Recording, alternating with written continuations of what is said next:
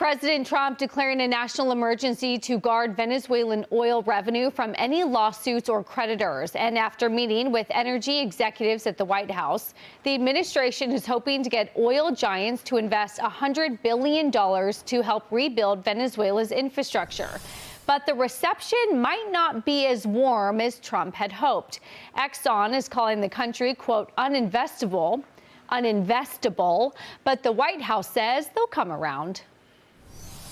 We had Chevron, Shell, Repsol, Eni, four of the biggest oil companies in the world saying we will immediately start ramping up our investments and growing our production. I've got a crew of American wildcatters that said we'll go down this week and start checking things out. We're ready to go. Probably be inclined to keep Exxon out. I didn't like their response, where they're playing too cute. And the president is working to put pressure on another Latin American communist stronghold, Cuba, cutting off all oil and money going into the country. I want to hit both those points, Lou and Jackie. I know with your oil expertise, I want your thoughts as well. ExxonMobil, we can talk about oil companies going into Venezuela. Let's talk about that first, and then let's get to maybe the indirect way of getting to Cuba. Yeah, can anyone blame them for being reluctant? I mean, Exxon and Conoco especially, they lost billions of dollars the last two times that they were involved with Venezuelan oil exploration.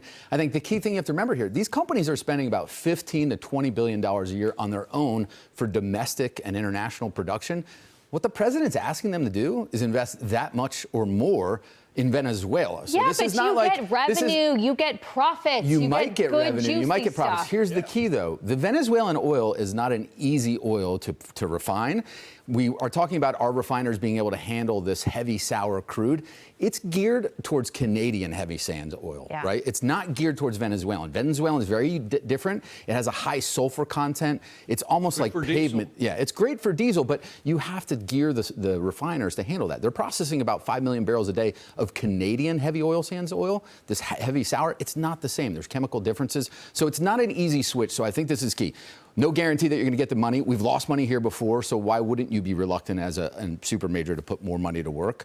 You've got to secure that I'm going to get a return on my investment. And ironically, at $55, $60 a barrel, you're not getting a good return on your investment. But Jackie, there's a difference between not being guaranteed a return and being reluctant and hesitant versus saying uninvestable, right? Where do you come down on those? Yes, I think uninvestable is very, very extreme to the point that you're making. I hear you on the refinery challenges. That's probably one of our biggest challenges here at home anyway, is that we don't even have enough refining capacity to handle our own oil, let alone trying to refine a different level and capacity of crude, if you want to call it that. So I think that's an issue, but that doesn't mean that these aren't challenges that could be overcome and that this oil isn't worth something. It's worth a lot.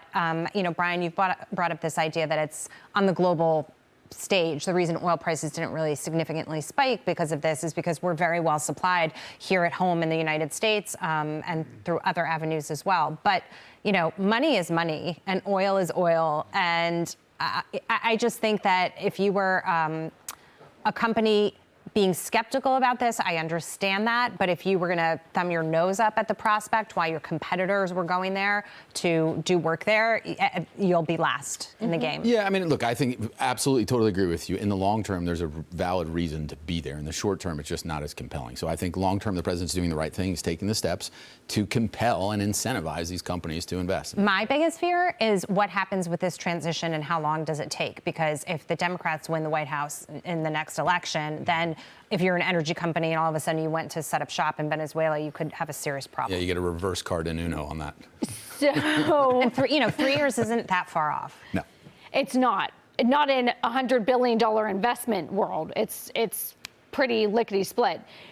Brian, wanted to come to you on this because we've been talking about sort of the geopolitical issues in the region. And this was never just about Venezuelan oil. This was about who's in bed with Venezuela? Iran, China, Russia. It's a big bed. Oh, and then we've a very big bed. Our little neighbor Cuba over there, who's dependent on Venezuela oil. And if we start to cut them off, do we use oil as a way to help promote democracy? And we've talked about pro-democracy protests on the ground in other regions of the world. How do you think about that? Well, I do think that's how the president's thinking about it. Cuba gave Venezuela intelligence services, which failed abysmally when we took Maduro. Venezuela gives Cuba oil. President says we're not going to do that anymore. I don't think you have to go for democracy in Cuba, but I do think you can show the world you're serious about bad actors when you use oil as a way to punish those who are bad actors. I don't blame Exxon for not wanting to go into Venezuela. I think Exxon's negotiating here. They've got a lot of leverage. Anybody with leverage is going to negotiate. They're saying if we go back, imagine you get dumped twice by a girlfriend, and both times she steals all your stuff after she dumps you. Or is this No, just totally hypothetical. What's that saying? Fool me once, once. Shame on you. So Exxon's been fooled a couple times. So that's fine, because how many people were around that table? There were like 20 people around that table. Lots. There was a lot of guys there who are not at Exxon's level, but who are hungry and they may want to take a risk. Can I ask a question, though? Yes. What happens in the situation with Cuba? Because I saw a chart this morning that I wasn't necessarily expecting to be the case, which is that some of the oil that Cuba gets is from Venezuela, but some of it is from Russia and some of it is from Mexico. What if Russia ups the ante to supply them in the wake of this? Can I just get in there? Because I covered the region for 12 years. I was in Cuba shortly after the Soviet Union died. And that was a crisis because overnight they lost 60% of their GDP. That's how much the old Soviet Union was giving them in terms of oil. And a lot of the oil that they were given wasn't just for domestic use. They would sell it on the open market. So it was essentially a gift from the Soviet Union, because for the Soviet Union, it was a great listening base for the United States. Of course, at one point, it was also a place for their missiles. That ended with the Cuban Missile Crisis. But when I was there, and it was about 93 or so, when they really were suffering terribly, had it not been for the presence of Fidel Castro, who died about 15 years after that, the country probably, the Communist Party probably would have lost at that point. That's how bad it got. Castro was very clever. What he did was he opened up the country to private enterprise, and it began to take off like wildfire. The Cubans, all you have to do is go to Miami and see how good Cubans are at entrepreneurship. They're brilliant at it, and they still have the fervor. It's not unlike Iran. You and I, Jackie, have talked about this before. The Iranians are very good at starting businesses as well. It was happening in Cuba, but because Fidel allowed just enough private enterprise to take off to keep the economy going, to keep the economy alive, the Communist Party survived, and they continued to hold on to power. Fidel is long gone. The current leader's a jerk. He's kind of like Maduro in Venezuela. The people are ready for a change. I think, and of course, it's not only Nicaragua. It's not only Cuba. It's also Nicaragua. And there are a couple of other socialist countries that rely on Venezuelan oil. So it could be a cascading effect. Wow. That we would see where the entire Western Hemisphere, after Argentina, Brazil is a big exception, but basically all of the Western Hemisphere could be devoted to capitalism except New York City, which is the irony of irony. My joke is I'm fleeing to Venezuela to flee communism in New York City. Okay, so let's talk about the Western Hemisphere, Lou. A lot of people 2 weeks ago in the Maduro news, relearned our history lessons with the Monroe Doctrine and calling it the Donroe Doctrine, and basically saying if it's in our backyard, it is our moral imperative to just watch our backs, right? And if that means capitalism, so be it. The Western Hemisphere is ours. China, stay out of it.